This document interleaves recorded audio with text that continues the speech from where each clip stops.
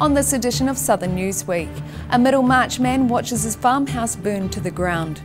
10,000 spectators turn up for road races in Waimate, and a convoy of Bentley cars makes its way around New Zealand.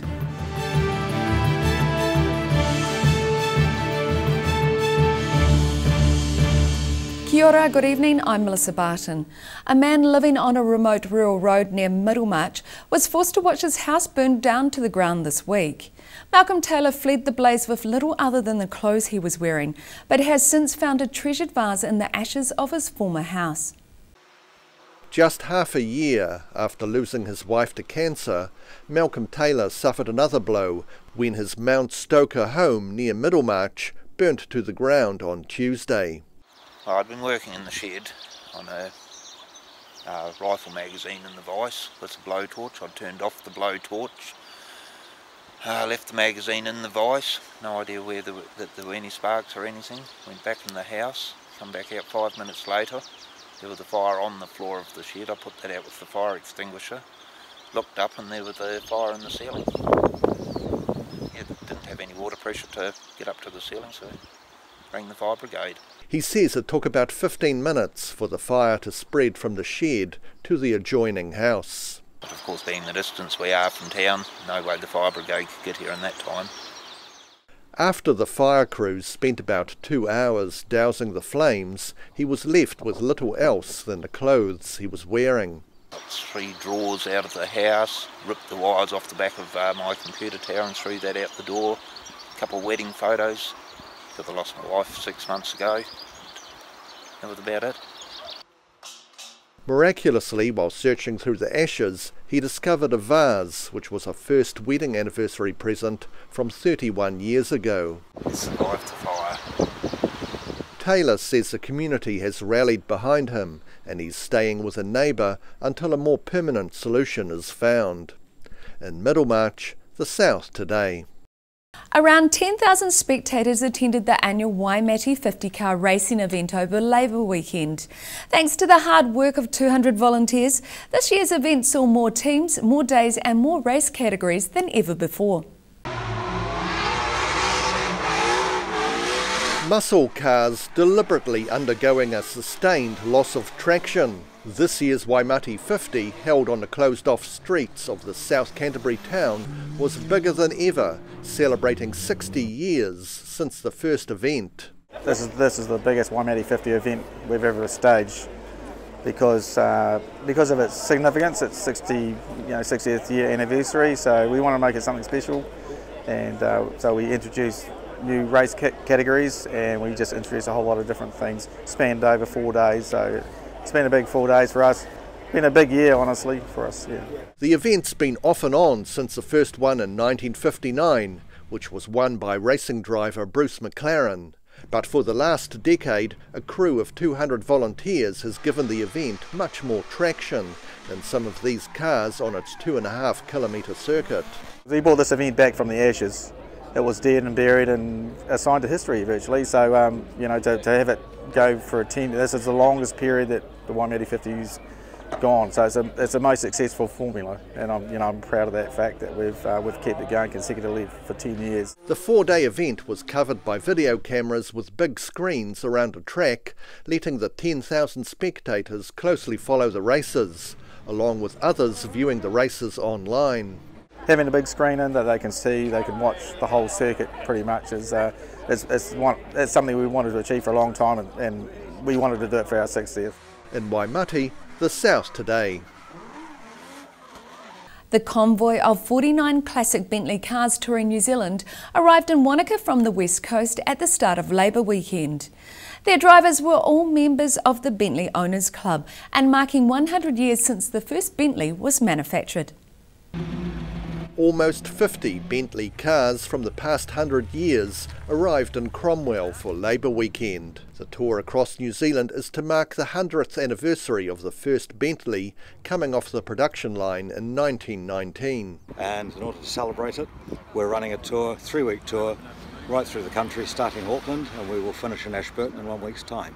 While staying in Cromwell, the drivers got to enjoy a few guided laps of the local Highlands Motorsport Park under the guidance of pro driver Andrew Waite. Shouldn't get lost out there, but there is 28 different ways the track does go. It's a pretty cool thing for them to be able to come out to Highlands and have a bit of a play around. So yeah, it's nice to see some smiles, and we haven't even got out there yet. Despite the stately pace around the track, 90 years ago, Bentleys were known as formidable racing cars. The heritage is in the 20s. Bentley built the cars, they raced in Le Mans, they won Le Mans over a number of years. Today they're known as high performance racing cars, but also good driving cars. Bentley is one of the few car brands still producing cars since motor vehicles first came into their own 100 years ago. The face of Bentley is changing, and the new experimental car, which has just been released in the UK, is an electric car, and that will be an almighty machine if it comes into production. Sticking together, the 49 car owners could sometimes help each other out with mechanical issues. However, Mike Dalton's problems with his classic Bentley were too troublesome for him to continue the tour. It's one thing about being in a group of drivers. If you have a problem, then if you can't solve it, then obviously somebody else may be able to, or may know someone who can. Unfortunately, the petrol tank has started leaking, just a little tiny dribble, but obviously I can't go any further with it in that condition. The car's 85 years old. The petrol tank's 50 years old. I had the car thoroughly checked by a specialist before I left Masterton, but you can't cover every eventuality, and if you have a car of this age, this is what happens, I'm afraid. Following their sojourn in Cromwell, the Bentleys were set to head on to Invercargill before finishing their tour at Ashburton. In Cromwell, the South Today. Dunedin is set to benefit after the government announced a massive cash injection for the city on Wednesday. More than $57 million from the Provincial Growth Fund has been allocated for a number of projects.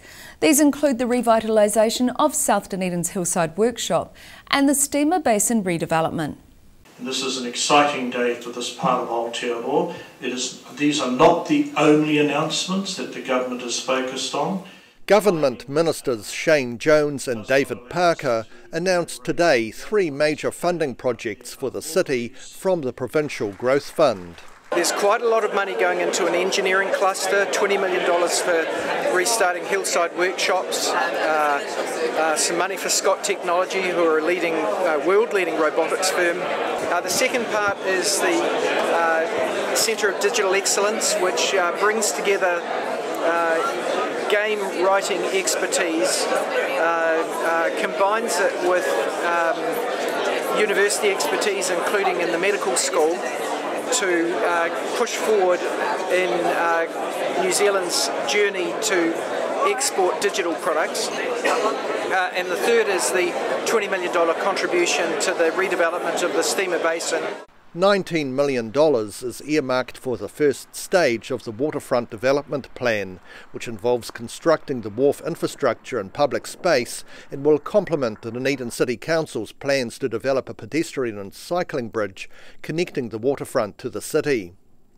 Almost $20 million is being dedicated to re-establish KiwiRail's Hillside Workshop, once a key part of New Zealand's rail infrastructure.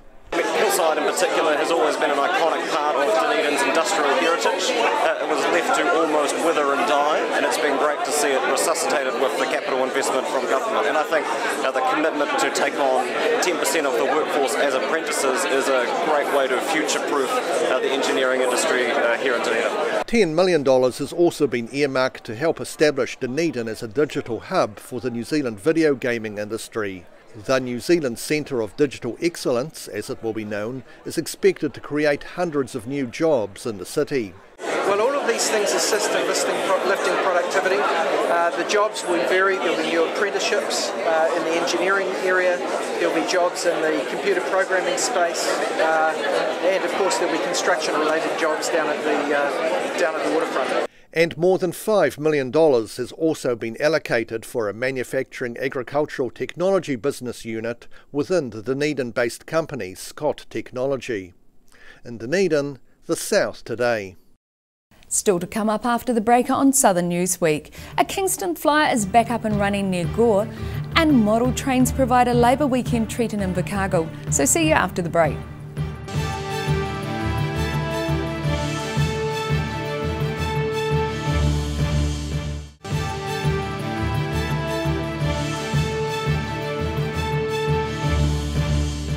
Welcome back. This year's Otago Correctional Facility Careers Expo is hoping to break down barriers between people with a criminal record and possible employers. 40 inmates met with potential employers on Tuesday for a speed recruiting session at the Melbourne prison. A Careers Expo was held yesterday at the Otago Corrections Facility in Melbourne to provide job opportunities for 40 soon-to-be-released inmates.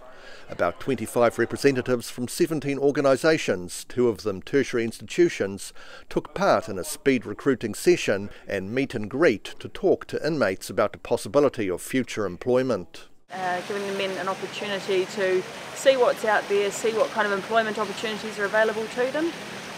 It also gives them the opportunity to have conversations with employers about their criminal history and in a safe environment, because obviously we're in a prison, so everybody knows that they've got criminal convictions being in here. In the past 2 years, nearly 3,000 inmates across the country have found work under the Department of Corrections pilot scheme. Well, it's really important to give them certainty before they're released from prison and help their transition back into the community. If you know that you've got a job to go to, that you'll have some income coming in, it just creates a lot more certainty and relieves a lot of pressure on the prisoners to leave here and to not know that you've got a job, not know that you're going to have money to pay the bills and buy food and the rent. It must be quite scary for them. Local company Calder Stewart has been using the program for several years to find employees. They turn up on time. Someone obviously here is getting them out of bed on time. They do a good day's work. They come back at the end of the day. We have no problems. I guess we have confidence in the program that we're not actually sent anybody that isn't going to be a good worker. A soon-to-be-released prisoner says he's gained confidence by going through the interview process. I do one sort of outside the box. I want to pursue the art sort of industry, which is like way out the box for what these fellas are looking for, but it's good because I definitely need something to get my feet on the ground when I get out. I can't just go straight into that industry because I don't know enough about it. In Melbourne, The South Today. One of the original Kingston Flyers from 1877 is back in action and giving the public a taste of good old-fashioned steam power at Mandeville near Gore. The 142-year-old locomotive is now part of a heritage railway site, with open days offering short rides on the restored train. As good as new, this K92 locomotive was built in 1877 in the United States as one of 8 ordered by the New Zealand Railways. In the 1920s, this engine was written off and used as fill in Anoreti River stockbank near Lumsden. After 3 days of digging in 1985, the K92 was retrieved and restored by rail enthusiasts and is now part of a growing heritage project near Gore. So we've reinstated the old Mandeville yard, and we've got the old original Kingston Flyer here, and we've borrowed this carriage for the moment from Kingston until we get our other one refurbished. The locomotive is one of 3 which once sped across the Waimea Plains at up to 100 kilometres per hour, and they were named the Flyer. That's the original loco. Yeah, there were 3 of them originally. They were all branded with the same name, right, but they operated both from Gore to Kingston and Invercargill to Kingston. It's been a long labour of love to create what is hoped will become the basis of a park showcasing the heritage of days gone by.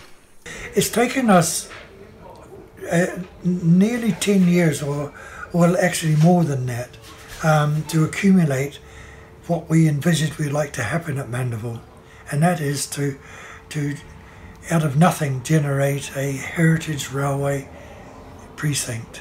The Waimea Plains Railway Trust are planning to have the K92 locomotive pulling old carriages on a 2.5 kilometre loop around Gore's Croydon airfield. In Gore, the South Today. Both adults and children got to enjoy the Southland Society of Model Engineers annual train event in Invercargill over Labour weekend. The Great Little Train Show gathered rail enthusiasts, families and children at Surrey Park to experience model trains on all scales.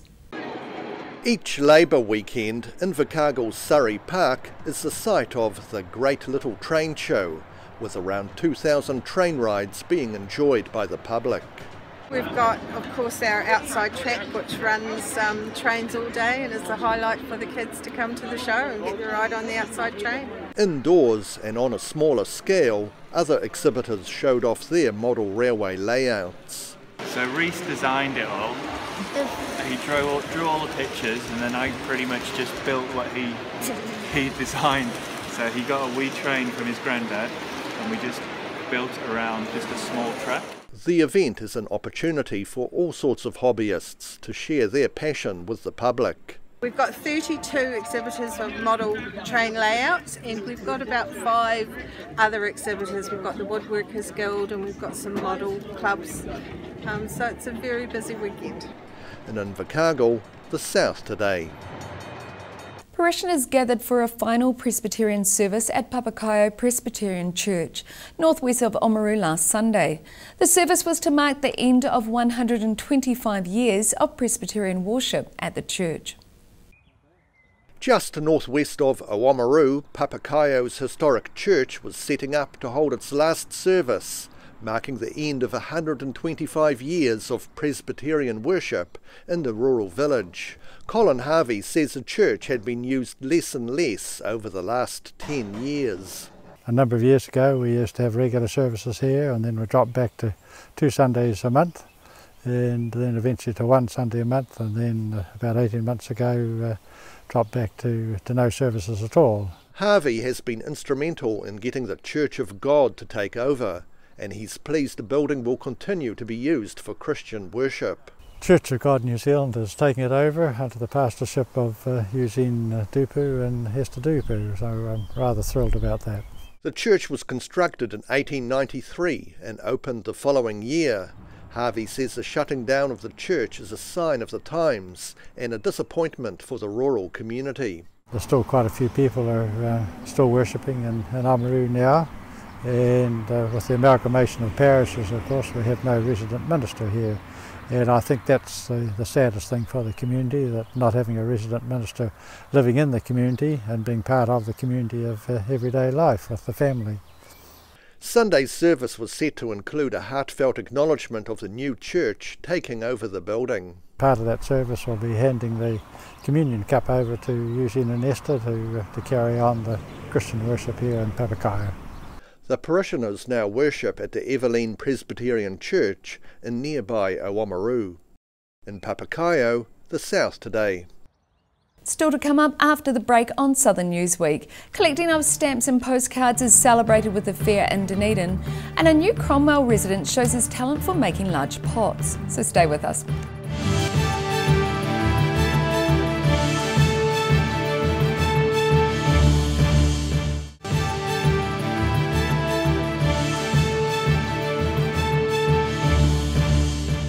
Thanks for staying with us. A club specialising in collecting stamps and postcards have been holding their annual fair at the Dunedin Community Gallery this week. The event is a chance for stamp and postcard enthusiasts to complete their collections. Keen stamp collectors, or philatelists, buying and selling a variety of local and international stamps and postcards. Val Sparrow says it's a chance for people to look through stamps of all shapes and sizes, with some collectors coming from as far afield as Waimate. People get the chance to come and sit and sort through and get stamps. Even our own members come and sit for ages sorting out that stamp that they need to finish a set or whatever. Sparrow says she has thousands of stamps and is displaying some of her favourites at the exhibition. Well, I like buildings and castles and old houses and what have you. So that's my passion, though I collect, all countries. She's hoping that stamp collecting will regain popularity with the younger generation, similar to the return of vinyl records. Yeah, they're going back to that, yeah. So you think maybe they'll go back to stamps too, possibly. The Dunedin Philatelic Society was established over 100 years ago and is still going strong, with plenty of people showing an interest. We probably have a lot more people that collect but don't actually belong to a society too, because I meet people and, you know, they've never come to a meeting and they're not a member of the society, so there's probably a lot more out there that do it than you think. The stamp fair runs until this Saturday, giving the public a couple more days to improve their collection. In Dunedin, the South Today. A garden of international significance just north of Ashburton is opening its doors to the public so that more people can enjoy its splendour. The garden was started in 1985 by local horticulturist Alan Trott, who transformed a beer paddock into a world-recognised garden. Trott's Garden on Racecourse Road just north of Ashburton is no longer charging a $15 entry fee and instead inviting the public to enjoy this little slice of paradise for free. The garden is going to be free because the Trust would like more people to come out to the garden. We want everybody to come and enjoy it. We want to be a place where you can bring a picnic and hang out and just enjoy the beautiful surrounds that Alan and Catherine Trott have created. Started in 1985 by local horticulturalist Alan Trott, the garden features 50 species of magnolia, 70 kinds of maples and around 650 rhododendrons, all underplanted with woodland plants and ground cover. Walker says several of the garden's unique features have elevated it to being a garden of international significance. We've got the knot garden, which is very special because of the design. We have the red border, which is a little bit famous also for all the red foliage. And Alan is very well known for his love of rhododendrons. So we have a plethora of colourful rhododendrons. More than 80 volunteers help out the two paid staff to keep the garden in top shape. Rhododendrons are just starting to flower, while midsummer is when the perennials come into their own. In Ashburton, the South Today. New Cromwell resident Yannick Forbet was already creating art in his native France when he saw someone working with large pots with rope on wooden frames. After supplying his mentor with red wine, he was taught some secret techniques, which he now uses in Cromwell. From heavy source material to an industrial-sized cake mixer. So the journey begins for one of Yannick Forbet's large pots in his Cromwell workshop. Years ago, back in his native France, Forbet noticed a fellow potter using a technique which intrigued him. So he employed an old method of loosening his countryman's tongue. So I had the idea to just go get a pitcher of rosé and a bottle of water. And I sat next to him nonchalantly and I said, you know, would you like to have a glass of wine? And he said, yes, definitely. He recalls it was a hot day and the gifts of water and wine went down well. Forbet says his own method of pottery making was different and he was keen to learn the skills from the old master. He said, you know what, in 10 years of activity, he was an old farmer. No one has ever brought me a pitcher of rosé like that, and just for that I will show you how I do it. And so that was the beginning of the adventure. At the time, he'd just met his New Zealand-born wife. However, now a few years later, the pair have settled in central Otago. And Yannick Forbet produces pots from his Cromwell studio, using techniques taught to him by a French master over a bottle of rosé. In Cromwell, the South Today.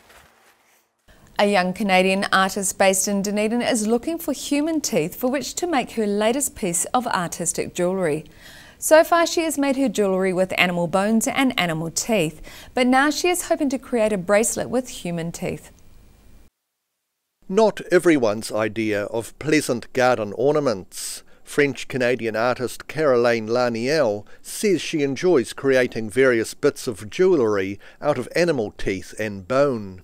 Ring, necklace, herring, like if people have stretches like these, I do that, or the pendant. Her next step is to create bracelets out of human teeth. I want to make bracelets with them, but I need quite a few, so it's for what I've got in mind anyway. And I can do rings with them if you cut them and just use the top, and I can do necklace with the whole thing. While she admits her interests are a bit weird, she has the highest respect for the animals whose remains she uses in her art. It's just to give another life to something that died. Like you just make it live longer or give a second life. So if I work with animals, it's certified that it's been taken care of. Like I'll never kill something to make something with it. I don't accept things from people that the animal might have been hurt or died for a cause that's not natural. If I find like roadkill or something like a bird on the beach or something, I might keep it, freeze it until I do something with it. Meanwhile, her quest for human teeth is proving harder than she expected. Yeah, my flatmate got her wisdom teeth removed and I asked her if I could have them, but she wanted to keep them, so I didn't have them. In Dunedin, the South Today. And that wraps up this edition of Southern Newsweek. For the latest news from the Southern region, head online to odt.co.nz and follow Channel 39 on Facebook and YouTube. Have a lovely evening. Ka kite anō.